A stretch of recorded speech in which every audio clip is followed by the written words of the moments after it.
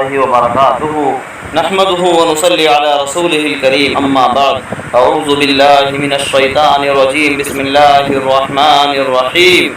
إن الله اشترى من المؤمنين أنفسهم وأموالهم بأن لهم الجنة. محترم و مکرم حاضرین کرام، اللہ رب العزت نے مسلمان کی جان کو، اس کے مال کو جنت کے بدلے خرید لیا ہے۔ میرے بھائیوں عزیزوں، کتنے صحابہ اور کتنے صحابیات ایسے ہیں جنہوں نے اپنی جان کا نذرانہ اللہ کے راستے میں دیا، اللہ کے راستے میں اپنے مال کا نذرانہ دیا، ضرورت پڑنے پر اپنے آپ کو اللہ کے لیے سونپ دیا، وقف کر دیا۔ کتنے صحابہ، کتنے صحابیات ہیں جن کے واقعات اگر ہم پڑھیں تو ہمارے آنکھوں سے آنسو جاری ہو جائے، ہمارا دل کانپ اٹھے، ہمارے رونگٹے کھڑے ہو جائیں۔ ہم کہاں جا رہے ہیں، ہم کیا کر رہے ہیں؟ ہمارے اندر تو وہ ایمان نہیں ہے، ہمارا ایمان اتنا کمزور ہو چکا ہے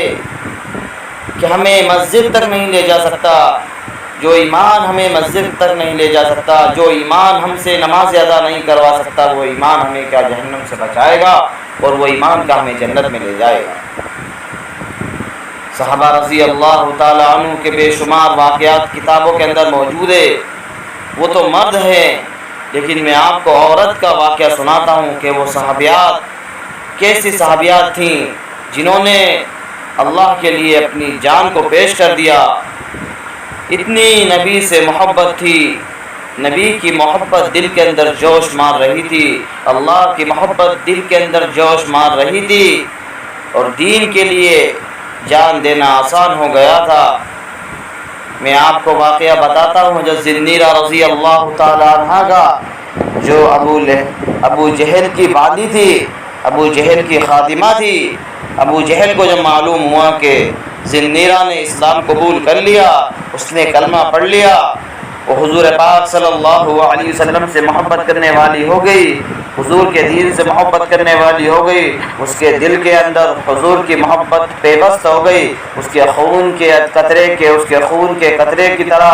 اس کے رونگٹے میں، اس کے روئے میں حضور کی محبت، اللہ کی محبت، دین کی محبت پیوست ہو گئی، اور وہ کلمے والی بن گئی، وہ ایمان والی بن گئی، وہ مسلمان بن گئی۔ جب ابو جہل کو معلوم ہوا تو اس نے زنیرہ رضی اللہ تعالیٰ عنہ کو بلایا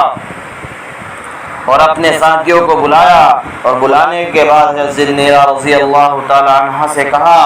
یا تو جان بچا یا ایمان بچا۔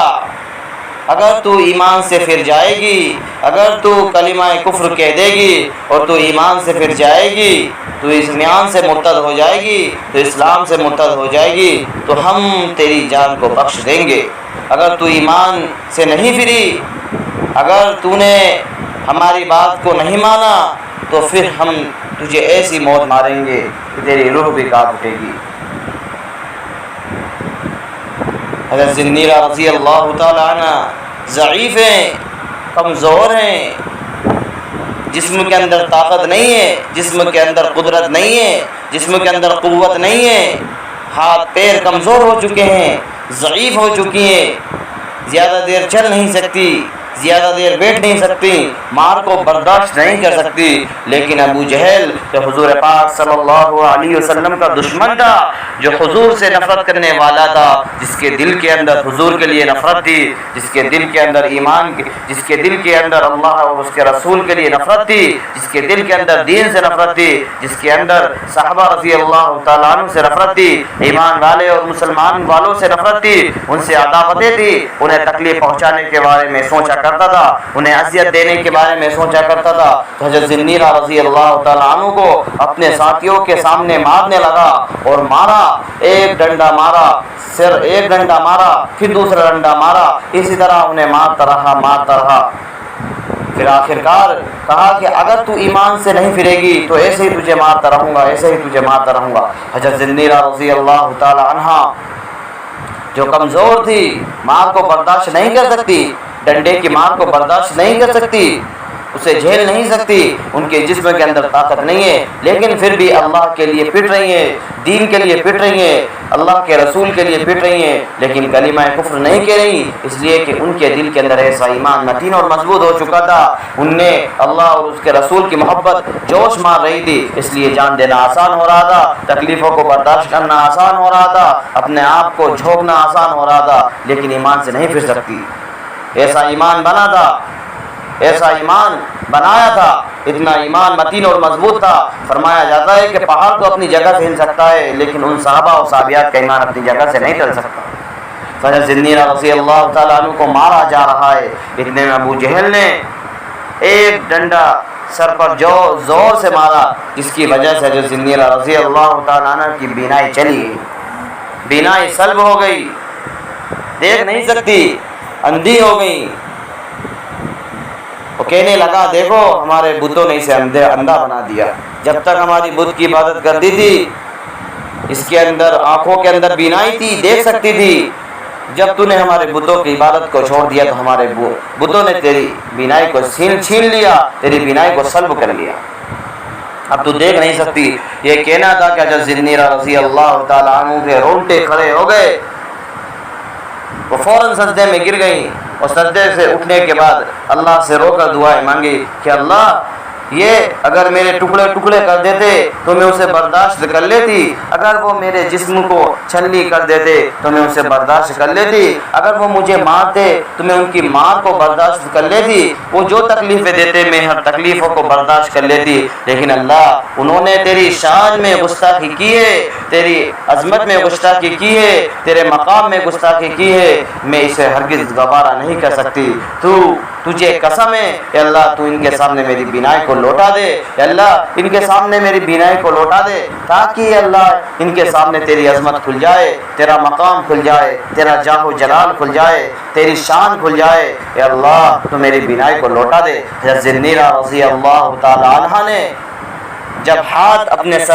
ہاتھ کو اٹھانے کے بعد میں اپنے منہ پر پھیرا، اتنے میں اللہ رب العزت نے ان کی بینائی کو لوٹا دیا۔ یہ دیکھ کر وہ کفار، وہ بدبخت، وہ بے ایمان، وہ ابو جہل اور اس کے ساتھی ہکا و بکا رہ گئے، حیران اور پریشان ہو گئے کہ اللہ نے تو ان کی بینائی کو لوٹا دیا، لیکن یہ دیکھنے کے باوجود ان لوگوں نے ایمان نہیں لایا، اس لیے کہ ضد پر تھے، انانیت تھی، تکبر تھا کہ نہیں ہم تو ایمان نہیں لائیں گے، ہم نے ہمارے باپ داداؤں کو دیکھا کہ وہ بتوں کی عبادت کر رہے ہیں، ہم کیوں ایک اللہ کی عبادت کریں،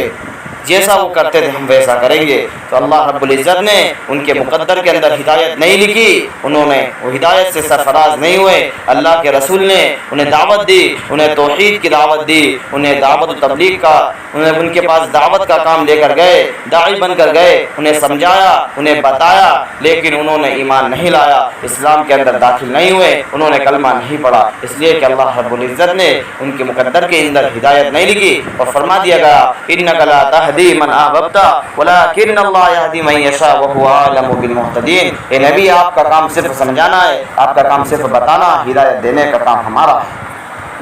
تو میرے محترم بزرگوں دوستو، ایسا مرو اس دنیا سے، ایسا جاؤ کہ اللہ رب العزت تم سے خوش ہو، ایسا مرو کہ یہ زمین تم پر روئے، ایسا مرو کہ آسمان تم پر روئے، ایسا مرو کہ جس جگہ پر تم سجدہ کرتے تھے وہ جگہ تمہارے لیے روئے، جس جگہ پر تم بیٹھ کر قرآن کی تلاوت کیا کرتے تھے وہ جگہ تمہارے لیے روئے،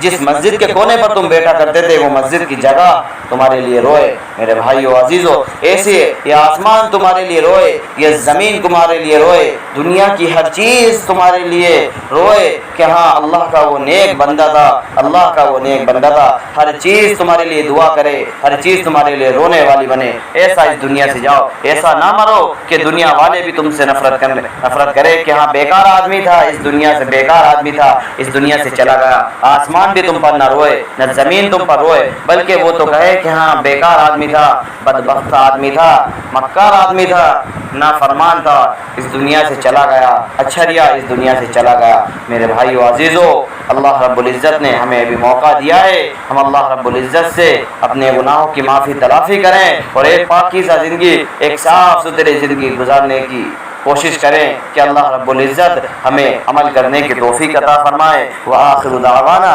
الحمدللہ رب العالمین۔